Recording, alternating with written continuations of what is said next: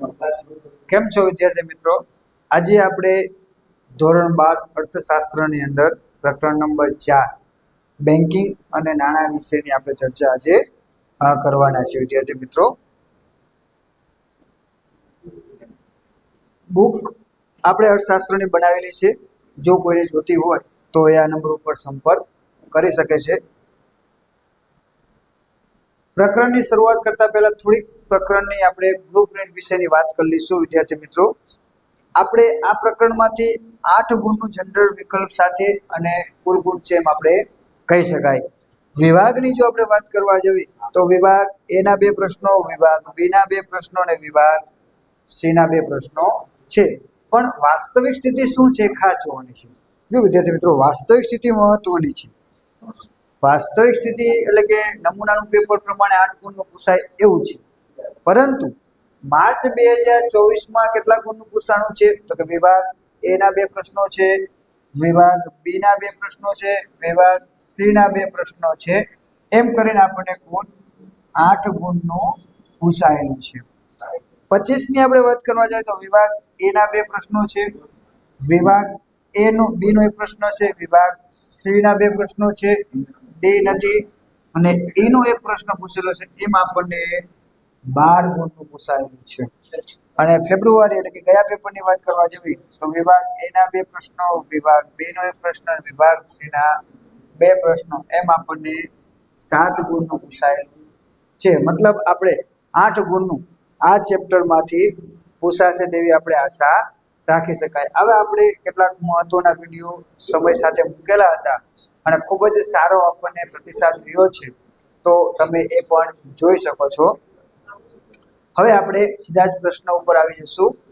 બેંકનો ઉદ્ભવ અને અર્થ. જો વિદ્યાર્થી મિત્રો, આમાંથી આપણને વિભાગ સી ના 2 પ્રશ્નો પૂછાવાના છે, એટલે આપણે એની ચર્ચા એ પ્રમાણે કરતા રહીશું. તો પ્રશ્ન કઈ રીતે પૂછાયેલો છે? બેંક શબ્દનો ઉદ્ભવ સી રીતે થયો?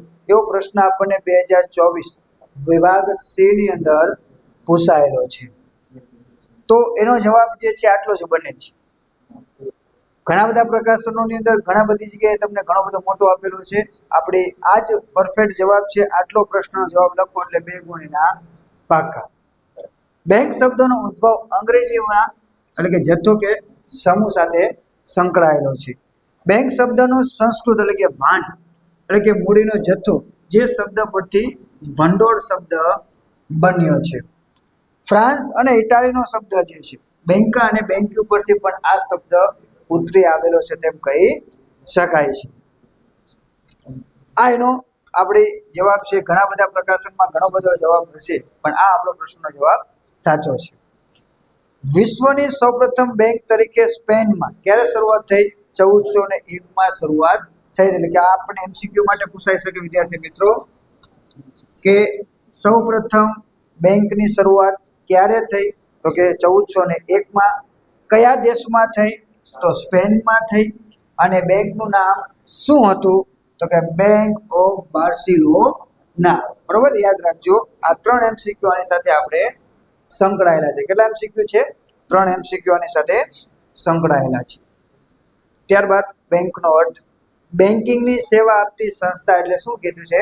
બેંક. તમને એમ પણ પૂછાય બેંક એટલે શું, તો તમે આટલો જવાબ પણ લખી શકો કે બેન્કિંગની સેવા આપતી સંસ્થા એટલે બેંક. પછી જો નામ જોગથી કે તો વસ્તુ જુદી છે. માગવામાં આવે એટલે નાણાં પરત કરવાની શરતે, ધિરાણ કરવાના હેતુથી બચતો એકત્રિત કરતી સંસ્થાને શું કહેવામાં આવે છે? બેંક કહે છે. થોડી વિગતવાર વ્યાખ્યા આપી છે એની કે માગવામાં આવે એટલે નાણાં પરત કરવાની શરતે, ધિરાણ કરવાના હેતુથી બચતો એકત્રિત કરતી સંસ્થાને શું કહેવામાં આવે છે? બેંક તરીકે ઓળખવામાં આવે છે. ત્યારબાદ નેક્સ્ટ, બેંક એટલે જો આ 3 વ્યાખ્યા છે, પણ આપણે આ વ્યાખ્યા વધારે યાદ રાખવાની. આ બે વિશેષ મોટી છે એટલે કે વિશેષ આપણે એની જરૂર પડશે. બેંક એટલે નફાના હેતુથી કાર્ય કરતી એવી ધંધાકીય સંસ્થા કે જે પ્રજાની બચતોને થાપણો તરીકે સ્વીકારે છે, તેના બદલામાં વ્યાજ આપે છે, તે થાપણો સાચવે છે, વળી તે થાપણોમાંથી જે લોકોને જરૂર હોય તેમને ધિરાણ પણ આપે છે. અને ધિરાણની સામે વ્યાજ વસૂલ કરે તથા અતિરિક્ત નાણાંનું દેશના વિકાસ માટે વિવિધ ક્ષેત્રોમાં રોકાણ પણ કરે છે. તો એને પણ આપણે બેંક તરીકે ઓળખી શકાય. પણ આપણે આ વ્યાખ્યા વિશેષ યાદ રાખશું અને બીજી વ્યાખ્યા આ યાદ રાખવાનો પ્રયત્ન કરવાનો. ત્યાર પછી છે બેંકોનું વર્ગીકરણ. તો બેંકોનું વર્ગીકરણ મુખ્ય બે પ્રકાર છે, વ્યાપારી બેંક અને મધ્યસ્થ બેંક. તમને પૂછાય કે વેપારી બેંકો મુખ્ય કેટલા પ્રકારની છે? તો બે પ્રકારની, વેપારી બેંક અને બીજું છે મધ્યસ્થ બેંક છે, તેમ આપણે કહી શકાય. તો આપણે પહેલા વાત કરશું વ્યાપારી અથવા તો વાણિજ્ય બેંક જે છે એની આપણે ચર્ચા કરશું. ભારતમાં 1949 ની બેન્કિંગ કંપની ધારા મુજબ વ્યાપારી બેંક કોને કેવી એની વ્યાખ્યા આપી છે. વ્યાપારી બેંક એટલે એવી સંસ્થા જે બેન્કિંગ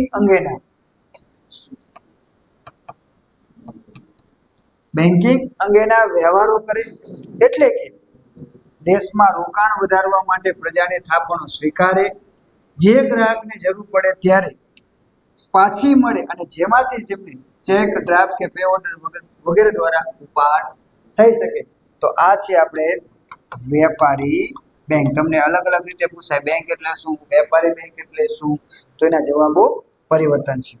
વેપારી બેંક ધંધાકીય એકમ છે જે નફા માટે કાર્ય કરે છે. ધંધાકીય એકમ છે, મુખ્ય હેતુ શું છે? નફાનો છે. ટૂંકમાં એમ કહી શકાય છે કે પ્રજાની બચતો લે છે, બેંકમાં જમા થાય છે અને એની સામે શું આપે છે? વ્યાજ આપે છે. તમારી પાસેના રૂપિયા છે એ જમા લે છે, એના ઉપર તમને વ્યાજ ચૂકવે છે. બેંક આ થાપણો કોઈ પણ ક્ષેત્રમાં રોકાણ કરે, સરકારી જામીનગીરી ખરીદવી, લોકોને લોન આપવી, ધિરાણ આપવું વગેરેની અંદર એ કરી શકે છે. એના રૂપે એ વળતર મેળવી, એટલે કે કમિશન મેળવી અને નફો મેળવે છે. ત્યારબાદ વેપારી બેંકના કાર્યો. તો વેપારી બેંકના બે કાર્યો છે, મુખ્ય કાર્યો અને ગૌણ કાર્યો. તો આપણે પહેલા મુખ્ય કાર્યો જોઈશું. જો આમાંથી આપણને બે ગુણના પ્રશ્નો વિશેષ પૂછાય છે, બે પૂછાય છે, એટલે તમને આમાંથી એક ટોપિક પૂછાય કે થાપણો સ્વીકારવી, ધિરાણની સવલતો પૂરી પાડવી, ચૂકવણી ઉપાડની સવલતો, એમ અલગ અલગ રીતે પૂછાય છે, એટલે આપણે એ રીતે તૈયાર કરવાના. તો મુખ્ય કાર્યો કેટલા છે? યાદ રાખજો કેટલા છે? 5. એમસીક્યુમાં પ્રશ્ન પૂછાય કે વેપારી બેંકના મુખ્ય કાર્યો કેટલા છે? તો એ 5 છે. થાપણો સ્વીકારવી, ધિરાણની સવલતો પૂરી પાડવી, ચૂકવણી અને ઉપાડની સવલતો પૂરી પાડવી, શાખ સર્જનની કામગીરી અને આંતર બેંકિંગ વ્યવહારો કરવા. તો આપણે વિગતવાર જોઈશું. પહેલું છે થાપણો સ્વીકારવી. જો આપણને આ પ્રશ્ન પૂછાયેલો છે વિભાગ ડી માં, ક્યારે? 2023 માં. આમ આપણે બ્લુપ્રિન્ટ પ્રમાણે પૂછાતો નથી, પણ 23 ની અંદર પૂછાયેલો છે. વ્યાપારી બેંકો દ્વારા સ્વીકારાતી જુદા જુદા પ્રકારની થાપણની સમજૂતી આપો. બરોબર? તો એમાં આપણને 3 પ્રકારની થાપણો છે, યાદ રાખજો, ભૂલ ન કરતા. થાપણો કેટલી રીતે સ્વીકારવામાં આવે છે? 3. પણ ભણવાની છે કેટલી? 4. મુખ્ય કેટલી છે? તો 3. 1, 2 અને 3. એમાં ચાલુ ખાતાની થાપણો, બચત ખાતાની થાપણો અને મુદતી થાપણો. રિકરિંગ ખાતાની થાપણોનો ભાગ એ બચત ખાતાનો એક ભાગ છે, તેમ આપણે કહી શકાય. તો પહેલા જોઈશું આપણે એમાં ચાલુ ખાતાની થાપણ. જો આપણને આ પ્રશ્ન પર વિગતવાર આવે છે એટલે આપણે ધ્યાનમાં એ વિગતવાર પ્રમાણે આપણે લેતા જઈએ છીએ. ચાલુ થાપણો. આ ખાતું ધંધા, પેઢી કે વ્યક્તિના નામે ખોલાવવામાં આવે છે. તો એમસીક્યુમાં બની શકે છે ચાલુ ખાતું કોણ ખોલાવે છે? તો ધંધાદારથી, પેઢી કે વ્યક્તિના નામે ખોલાવી શકાય છે. આ થાપણો કેવી હોય છે? સૌથી વધારે તરલ હોય છે, એટલે કે ટ્રાન્ઝેક્શન વધારે થાય છે. કેટલી વાર ઉપાડો, કેટલી વાર જમા કરવા, એમાં નિયમ હોતો નથી. દિવસમાં તમે એટલે કે ગમે તેટલી વાર ઉપાડ અથવા તો જમા થઈ શકે છે. આ થાપણ પર વ્યાજ મળતું નથી. તમને પ્રશ્ન પૂછાય કે કઈ થાપણો ઉપર વ્યાજ મળતું નથી? તો એ છે ચાલુ ખાતાની થાપણો ઉપર વ્યાજ મળતું નથી, જેને આપણે કરંટ ખાતા તરીકે પણ ઓળખવી છે. અતિરિક્ત ઉપાડની સગવડ છે, બરોબર? આમાં એક સગવડતા કઈ આપી છે? તો કે અતિરિક્ત ઉપાડની સગવડતા આપવામાં આવી છે. ત્યારબાદ આગળ આપણે બચત ખાતાની થાપણો. વ્યક્તિ પોતાની ટૂંકા ગાળા માટે બચત રાખે છે. શું કરે છે? વ્યક્તિ પોતાની ટૂંકા ગાળા માટે ક્યાંક ને ક્યાંક બચત રાખે છે, જેમાં ચેકબુક છે, એટીએમ છે, ડેબિટ કાર્ડ છે વગેરેથી તમે નાણાં ઉપાડી પણ શકો છો. અને ઉપાડ અંગેના કાયદા દરેક બેંક માટે પોતાની રીતે નિર્ધારિત પોતે નક્કી કરેલા હોય છે. આ ખાતામાં વ્યાજ આપવામાં આવે છે, બરોબર. એટલે કે બચત ખાતાની અંદર વ્યાજ મળવા પાત્ર છે. એટલે કે આપણી થાપણો મોટે ભાગે કેમાં પડી હોય છે? તો કે બચત ખાતામાં પડી હોય છે, જેના ઉપર બેંક આપણને સમય પ્રમાણે સમય સાથે આપણને એનું વ્યાજ પણ આપવામાં આવે છે. ત્યારબાદ રિકરિંગ થાપણો એટલે શું? એવું 2022 અને 2025 વિભાગ સીમાં પ્રશ્ન પૂછાયેલો છે, ખબર છે? તો આપણે જોઈશું રિકરિંગ ખાતાની સગવડ શું છે. તો એમાં જવાબ આટલો જ લખવાનો છે, વિશેષ લખવાનો નથી. બચત ખાતાનો એક ભાગ છે. રિકરિંગ ખાતું એ અલગથી થાપણ છે ને, એ શું છે? બચત ખાતાનો એક ભાગ છે. જે વ્યક્તિઓ એક સાથે બચત કરવા ન ઈચ્છતી હોય, એટલે કે બચત ન કરી શકતી હોય તેવી વ્યક્તિઓ વ્યક્તિ દર મહિને ચોક્કસ રકમ આ ખાતામાં જમા કરાવે છે. આનો ફાયદો શું છે? તો કે આ રકમ ઉપર વ્યાજ આપવામાં આવે છે, પરંતુ બચત ખાતામાં જે વ્યાજ આપવામાં આવે છે તેના કરતા વધારે વ્યાજ રિકરિંગ ખાતાની અંદર આપવામાં આવે છે. તો લોકો બચત ખાતા કરતા રિકરિંગ ખાતામાં થાપણો એકત્રિત કરવા માટે પસંદ કરવા પાછળનું કારણ એ પણ કહી શકાય કે એને વ્યાજ કેવું મળે છે? વધારે મળવા પાત્ર રહે છે. ત્યારબાદ છે મુદતી, જેને આપણે બાંધી મુદત તરીકે પણ ઓળખવામાં આવે છે, જેને ફિક્સ ડિપોઝિટ કહેવામાં આવે છે. ચોક્કસ મુદત માટે થાપણો મૂકવામાં આવે. શું કીધું છે? કે આમાં ચોક્કસ સમયગાળો હોય છે. આ ચોક્કસ સમયગાળા માટે આ પૈસા એટલે કે થાપણ મૂકવામાં આવે છે. થાપણો પર સૌથી વધુ વ્યાજ ચૂકવવામાં આવે છે. જો બે યાદ રાખવાનું કે સૌથી અથવા તો કયા ખાતામાં વ્યાજ ચૂકવવામાં આવતું નથી? તો એ ચાલુ ખાતું. ચાલુ ખાતાની થાપણોમાં વ્યાજ ચૂકવવામાં આવતું નથી. અને સૌથી વધારે વ્યાજ કેમાં મળે છે? મુદતી થાપણો અથવા તો બાંધી મુદતની થાપણો અથવા તો ફિક્સ ડિપોઝિટ, જેના ઉપર સૌથી વધારે બેંક શું આપે છે? વ્યાજ આપે છે. આની અંદર પણ અતિરિક્ત ઉપાડની સગવડતાઓ આપવામાં આવી છે. આની અંદર પણ અતિરિક્ત ઉપાડ સગવડ છે અને આની અંદર પણ અતિરિક્ત ઉપાડ સગવડતા છે. બંનેની અંદર એ સુવિધાઓ છે. ત્યારબાદ પછી મુખ્ય કાર્ય ધિરાણની સવલતો પૂરી પાડવી. બેંકનું મુખ્ય કાર્ય શું છે? કે ધિરાણ કરવાનું છે. તમારી પાસેથી નાણાં એકત્રિત કરવાના છે, એટલે કે થાપણો એકત્રિત કરવાની છે. એ થાપણો શું કરવાનું છે? ધિરાણ. રોકાણકાર વ્યક્તિને કે ખેડૂત કોઈ પણ વ્યક્તિ હોય, અન્ય લોકોને જ્યારે નાણાંની જરૂર પડે છે ત્યારે બેંક પાસે ધિરાણ લે છે. જે લોકો પાસે લોકો છે, રોકાણકારો છે, બેંક વ્યક્તિઓ છે, ખેડૂતો છે, એ લોકોને જ્યારે પણ નાણાંની જરૂર પડે છે ત્યારે બેંક પાસેથી શું લે છે? આપણી ભાષામાં કહેવું હોય તો લોન લે છે. તો એ ધિરાણ છે. બેંક વ્યાજ લઈને ધિરાણ પૂરું પાડે. તમને બેંક મફત ક્યારે ધિરાણ આપે નહીં. તેના ઉપર શું લેવામાં આવે છે? વ્યાજ. કારણ કે તમને જે થાપણો મૂકો છો એ થાપણો ઉપર તમને ઓછું વ્યાજ આપે અને ધિરાણ લો છો એના ઉપર એક વધારે વ્યાજ લે. આ બે વચ્ચેનો તફાવત એનો શું છે? નફો છે, તેમ આપણે કહી શકાય. ધિરાણ સમય મુજબ આપવામાં આવે છે. ધિરાણ જેમાં સમયગાળો 1 વર્ષનો હોય તેને ટૂંકો ગાળો કહેવાય. ત્યારબાદ મધ્યમ ગાળો 1 વર્ષથી 5 વર્ષનો હોય અને લાંબો ગાળો 5 વર્ષથી 15 વર્ષનો હોય. તમને કદાચ એમસીક્યુમાં પ્રશ્ન પૂછાય કે ધિરાણનો સમયગાળો પ્રમાણે ટૂંકો ગાળો કેટલો ગણાય? તો 1 વર્ષનો ગણાય. મધ્યમ ગાળો 1 વર્ષથી 5 વર્ષ અને લાંબો ગાળો 5 વર્ષથી લઈ 15 વર્ષ સુધીનો ગણવામાં આવે છે. અને દરેકના ગાળા પ્રમાણેનો વ્યાજના દરો પણ કેવા હોય છે? જુદા જુદા. તમે 1 વર્ષ માટેની લોન લો તો એનો વ્યાજ દર જુદો હોય છે. મધ્યમ અને લાંબા ગાળા માટે પણ તમે લોન લો તો એના માટે પણ સમયગાળો કેવો હોય છે? જુદો જુદો હોય છે. ત્યારબાદ ત્રીજું એનું કાર્ય છે ચૂકવણી અને ઉપાડની સવલતો પૂરી પાડવી. તો એ પણ એનું મુખ્ય કાર્ય છે, તેમ આપણે કહી શકાય.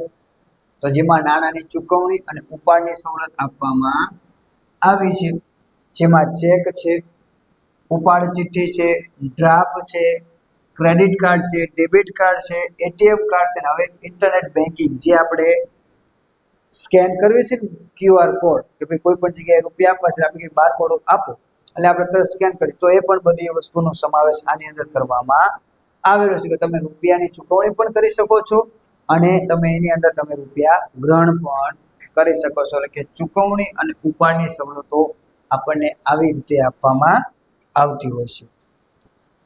ત્યારબાદ ચોથું છે શાખ સર્જનની કામગીરી. તો આપણને અલગ મુદ્દો પ્રશ્ન પૂછાયેલો છે કે વેપારી બેંકની શાખ સર્જનની કામગીરી ઉદાહરણ સહિત સમજાવો. તો 2019માં આપણને પ્રશ્ન પૂછાયેલો છે. તો આપણે એને ધ્યાનમાં રાખીને લખેલો છે નાણાંનો પુરવઠો નાણાંની માંગને અનુરૂપ રહે તે માટે બેંકો શાખ સર્જનનું કાર્ય કરે છે. બરોબર. જો શાખ સર્જનનું કામ શું છે તો કે નાણાંનો પુરવઠો એ નાણાંની માંગને અનુરૂપ રહે તે માટે કામ કરે છે. બજારમાં જેટલો નાણાંનો પુરવઠો જેટલી માંગ છે એ પ્રમાણમાં નાણાંનો પુરવઠો શું થવો જોઈએ? જળવાવો જોઈએ. શાખ સર્જન દ્વારા પ્રવર્તમાન નાણાંના જથ્થામાંથી નવા નાણાંનું શું થાય છે? નવા નાણાંનું સર્જન થાય છે તેમ આપણે કહી શકાય. એટલે કે જે નાણું છે એમાંથી નવા નાણાંની સર્જનની વાત કરેલી છે. શાખ સર્જનની પ્રવૃત્તિ વધે, જો અંડરલાઈન કરી નાખજો અથવા તો MCQ માટે યાદ રાખજો કે શાખ સર્જનની પ્રવૃત્તિ વધે ત્યારે નાણાંનો પુરવઠો શું થાય છે? વધે છે. અને એનાથી વિરુદ્ધ જ્યારે શાખ સર્જનની પ્રવૃત્તિ ઘટે છે ત્યારે નાણાંનો પુરવઠો પણ ઘટે છે. સીધો સંબંધ છે આપણે યાદ રાખવાનો.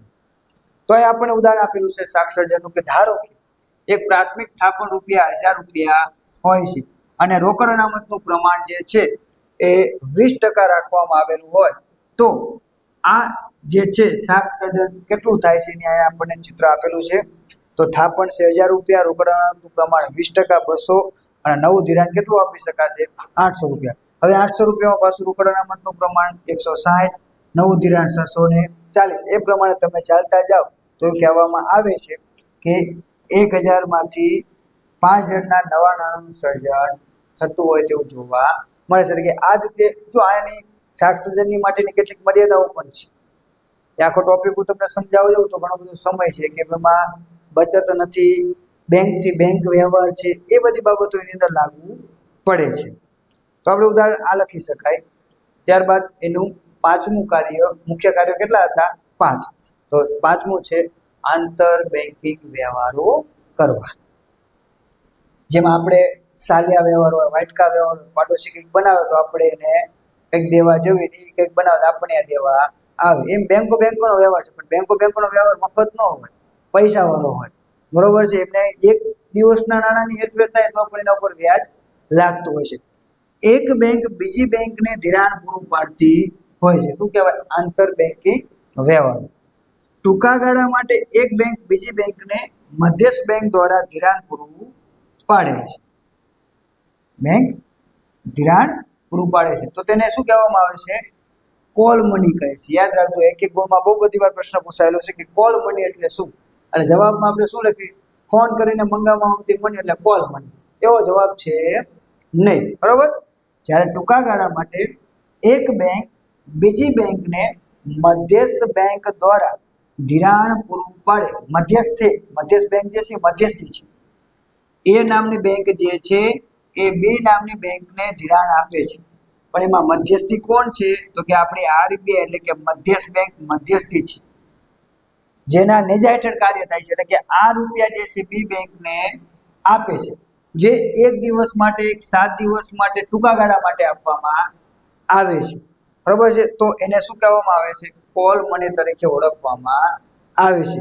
અને આ જે ધિરાણ આપવામાં આવેલું છે એક દિવસ માટેનું હોય તો ભલે 5 કલાકનું હોય તો ભલે, એના ઉપર જે વ્યાજ લેવામાં આવે છે એને કોલ મની રેટ તરીકે ઓળખવામાં આવે છે. શું કીધું છે કે જેના ઉપર વ્યાજ લેવામાં આવે છે શું કહેવામાં આવે છે? કોલ મની રેટ તરીકે ઓળખવામાં આવે છે. મેં કીધું કે એમનો વ્યવહાર મફત હોતો નથી. અને ત્યારબાદ આપણે છે વ્યાપારી બેંકના ગૌણ કાર્યો. તો પહેલું છે ગ્રાહકના એજન્ટ તરીકે તથા ઉપયોગી સેવા પૂરી પાડવાનું કાર્ય. જો પહેલા ગૌણ કાર્યો બહુ ઝાઝા આવતા હતા, હવે માત્ર 2 જ ગૌણ કાર્યો આપણે આવે છે, વધારે આવતા નથી. તો વિવિધ સેવાઓ, શાખનું પ્રમાણપત્ર, આર્થિક પ્રવૃત્તિ માટે બાંહેધરી, કરવેરા ચલણો ભરવા, લોકરની સુવિધા વગેરે માટે બેંક જે છે ક્યાંક ને ક્યાંક કામ કરતું તેવું જોવા મળે છે. આ અન્ય કાર્યો છે અને આ કાર્યો બેંકે કરવાના ફરજિયાત હોતા નથી, પણ પોતાના ગ્રાહકને આ બધી સગવડતા પૂરી પાડવા માટે આ વ્યવસ્થા કરતા હોય છે. અમુક વર્ગને ખૂબ નાનું ધિરાણ મળે છે, એટલે માઇક્રો ફાઇનાન્સ આપવામાં આવે છે. નાનું ધિરાણ એટલે કે ખૂબ જ ટૂંકા મોબાઈલ માટેનું, પછી વોશિંગ મશીન ખરીદવા માટે, ટીવી ખરીદવા માટે આવું નાનું પણ ધિરાણ આપે છે.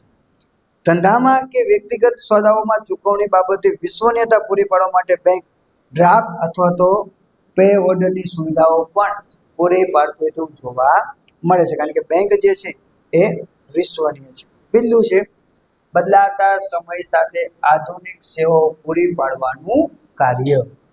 સમય સાથે બદલાવ, બરોબર છે, સમય સાથે એમાં બદલાવ લાવવો જરૂર છે. તો એમને મેં સગવડતા આપી. એનએફટી યાદ રાખજો, પૂરું નામ આપણને પૂછાઈ શકે છે, નેશનલ ઇલેક્ટ્રોનિક ફંડ ટ્રાન્સફર. અને બીજું છે આરટીજીએસ, રિયલ ટાઈમ ગ્રોસ સેટલમેન્ટની સુવિધા, જે કોના થકી થાય છે તો કોર દ્વારા, સેન્ટ્રલાઇઝેશ ઓનલાઈન રિયલ ટાઈમ એક્સચેન્જ દ્વારા એ કરવામાં આવે છે, એટલે કે શક્ય બની છે.